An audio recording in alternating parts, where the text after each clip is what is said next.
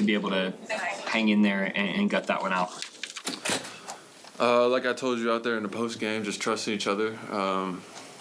Continue to do what we've done all year in those situations, and we were able to come out on the winning side. But even if we weren't like last game, we're going to continue to trust each other and do what we've done all year, and that's what we plan to do going forward.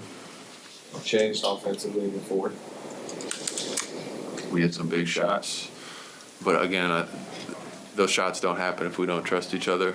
It could be easy to say it hasn't worked up to this point in the game, and then just start taking shots that are harder than those ones, just because those ones hadn't been going in. But we made the extra pass. Sometimes it was 2 or 3 extra passes, and it turned out in good shots for us. Sure.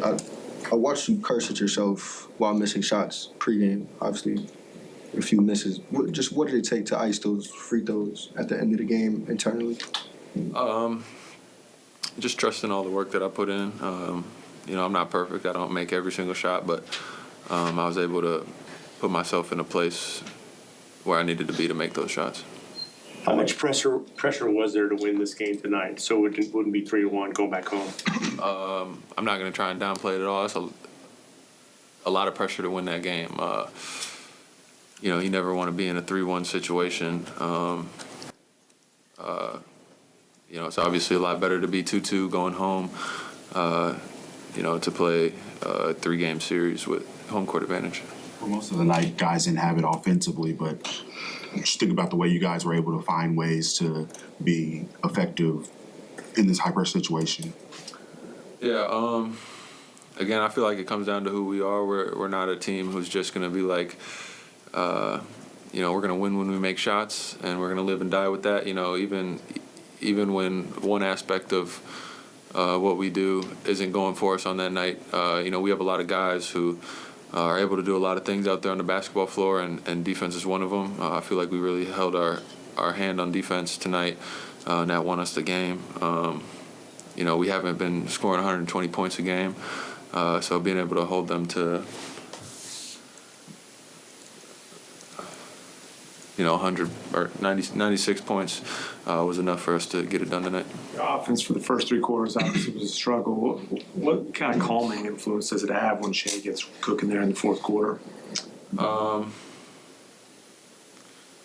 There's some points in the game where I'm doing the same thing you guys are doing, just kind of being a fan of what he's doing, and when some of those shots go in, just kind of making a face like, that's crazy, but he's been doing it all year. I've seen him do it since I got here, and that's just who he is. A tough shot maker, but he does a lot more out there for us than just that. And you mentioned the trust.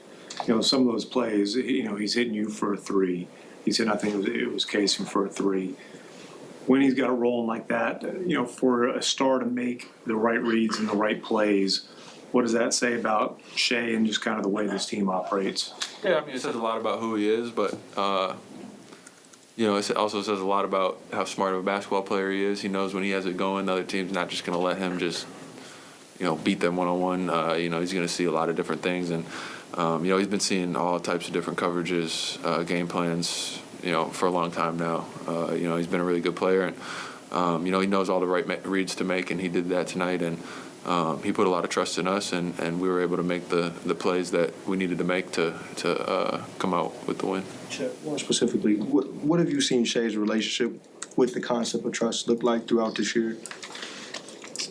Just continuing to make the right play even when he doesn't have to. He's somebody who can make something out of nothing, and he can not make the right play and still score or still make an amazing shot.